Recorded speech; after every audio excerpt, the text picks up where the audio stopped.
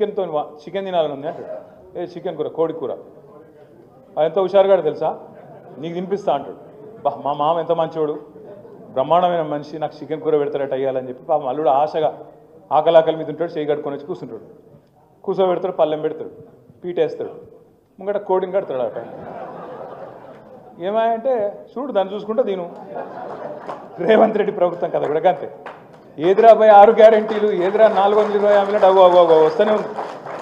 Ration కార్డులు అని చెప్పి ఎన్ని రోజులే ఆగాలి, రేషన్ కార్డులు అని చెప్పి ఎన్ని రోజులే కొత్త రేషన్ కార్డులని చెప్పబట్టికి 1.5 year దరఖాస్తులు అన్నారు, ప్రజాపాలన అన్నారు, 1 కోటి మందితో దరఖాస్తులు పెట్టించారు. ఒక్క కార్డు వచ్చింది ఎక్కడైనా? ఇందిరమ్మ ఇండ్లని 2 బడ్జెట్లో పెట్టిరు. కేసీఆర్ అటని లేదు, డబుల్ బెడ్రూమ్ ఇల్లు కొల్లూరులో కనబడతలేవు, రాంగ ఒకటే కాడ 17,000 ఇల్లు ఉన్నాయి, అవేం లేవట, కనబడతలేవు. కానీ మేము ఇస్తాం అని చెప్పి ఇవాళ డబల్ బెడ్రూమ్ ఇందిరమ్మ ఇండ్లు అని చెప్పి 2 బడ్జెట్లలో పెట్టిరు. 2 బడ్జెట్లలో ఏం పెట్టిరు? మేము ఖచ్చితంగా ఒక్కొక్క నియోజకవర్గానికి 3,500 4,000 ఇల్లు ఇస్తామని చెప్పారు. మరి కాగితాలు ఇచ్చినరో సచ్చిరో నాకైతే తెలియదు, కానీ మరి ఎక్కడ ఇల్లు ఒక ఇటుకరాయి పెట్టింది లేదు, పునాది తవ్వింది తెలియని లేదు. ఇంకా అలా చెప్పారు మిగతా వాళ్ళకి 5 లక్షలు, ఎస్సీ ఎస్టీలకు 6 లక్షలు అన్నారు. 6 లక్షలు లేదు, 6 పైసలు కూడా ఇప్పటివరకు దిక్కు లేదు. వాస్తవం ఏంటి అంటే ఇలా కాంగ్రెస్ పార్టీ పూర్తి స్థాయిలో ఫెయిల్ అయింది. నెగిటివ్ పాలిటిక్స్తోని పేదవాడి మీద తన ప్రతాపం చూపెట్టి ఇచ్చిన మాట నిలబెట్టుకోక ఇప్పటికే కాంగ్రెస్ ఖతమైపోయే పరిస్థితి వచ్చింది.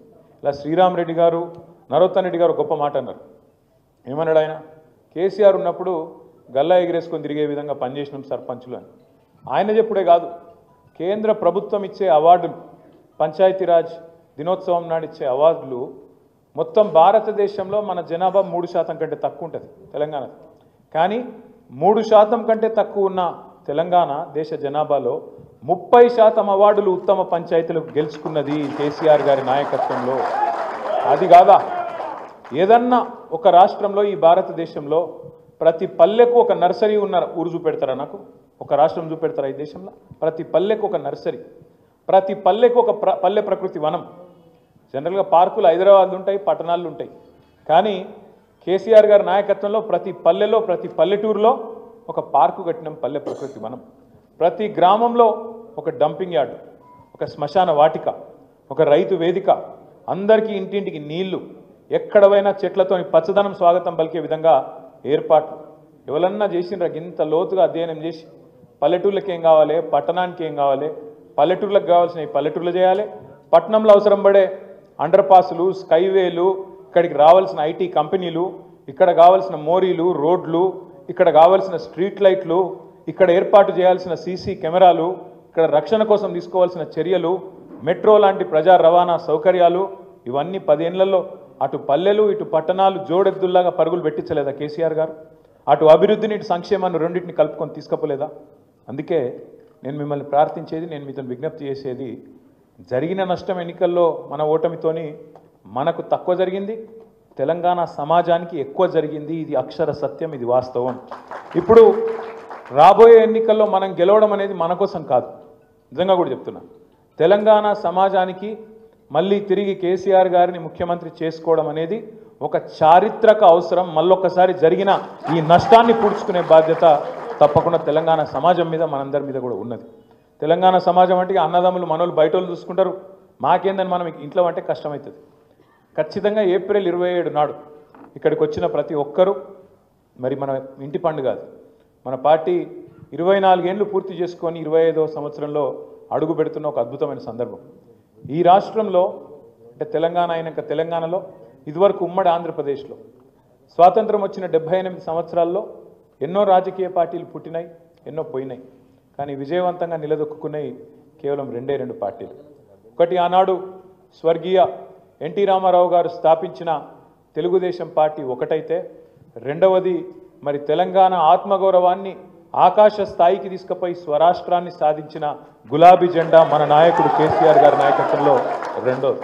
ఈ రికార్డు ఎవరు చేర్పలేరు. ఎన్టీఆర్ గారి రికార్డుని ఎవరు కొట్టలేరు, కేసీఆర్ గారి రికార్డును కూడా ఎవరు తారుమారు చేయలేరు. కేసీఆర్ గారి ఆనవాళ్లను తుడి చేస్తానని ఎవరన్నా అనుకుంటే ఆయన కర్మది, ఆయన అజ్ఞానం తప్ప ఇంకోటి కానే కాదు. మనకు రేవంత్ రెడ్డినో ఇంకొకరినో తిట్టాల్సిన అవసరం లేదు. మనం అనవసరంగా వాళ్ళ మీద నోరు వారేసుకొని మన నోరు ఖరాబ్ చేసుకునే అక్కర కూడా లేదు. మనం చేయాల్సిందల్లా ఒకటే, నిజంగా తెలంగాణ ప్రజలకు ఎవరైతే మేలు జరుగుతుంది, ఎవరైతే తెలంగాణ రైతుకు మేలవుతుంది, ఎవరైతే తెలంగాణలో ఉన్న యువతకు మేలవుతుంది, ఎవలకు తెలంగాణ మీద ఎక్కువ ప్రేమ ఉంటుంది, ఈ చర్చ మనం గల్లీ గల్లీలో పెట్టాలి. ఎవల వల్ల తెలంగాణ మహిళకు లాభం అవుతుంది, ఎవల వల్ల తెలంగాణలోని పేదలకు లాభం అవుతుంది, ఈ చర్చ పెట్టాలి. ఈ సందర్భంగా ఇంకో పార్టీని కూడా మనం మర్చిపోవద్దు. భారతీయ జనతా పార్టీ 11 ఏళ్ళ మోడీ గారు ప్రధానమంత్రి అయి దేశంలో మతం పిచ్చి లేపుడు తప్ప, మతం పేరు మీద ఇచ్చగొట్టుడు తప్ప, మతం పేరు మీద హిందూ ముస్లిం అని చెప్పి ఆగం చేసుడు తప్ప చేసిందైతే ఏమీ లేదు. నిన్న మొన్న మీరు చూసింటారు, మొత్తం ప్రపంచ ర్యాంకులలో ఎన్నో వివిధ రకాల రంగాల్లో వెనుకకు పోతా ఉన్నాం. రేవంత్ రెడ్డి గారి నాయకత్వంలో తెలంగాణ ఎట్లా వెనుకకు పోతుందో బడేబాయ్ మోడీ నాయకత్వంలో కూడా వెనుకకు పోతూనే ఉన్నది తప్ప ముంగట పడ్డదైతే కొత్తగా ఏం లేదు.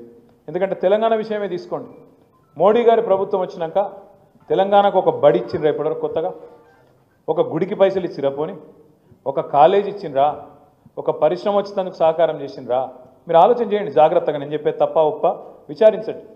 దేశమంతా మెడికల్ కాలేజీలు ఇస్తారు మోడీ గారు, కానీ ఇక్కడ కేసీఆర్ గారు జిల్లాకు ఒక మెడికల్ కాలేజ్, జిల్లాకు ఒక నర్సింగ్ కాలేజ్ పెడుతుంటే దానికి సహకరించడు.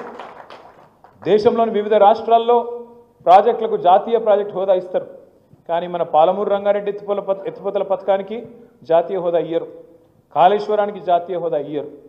మనకు ఉన్నాయే గుంజుకపోతారు. మన లోయర్ సీలేరు విద్యుత్ గుంజుకపోతాడు. కరెంటు కష్టాల్లో ఉన్నాం స్వామి చెయ్యకు అంటే కూడా వినడు.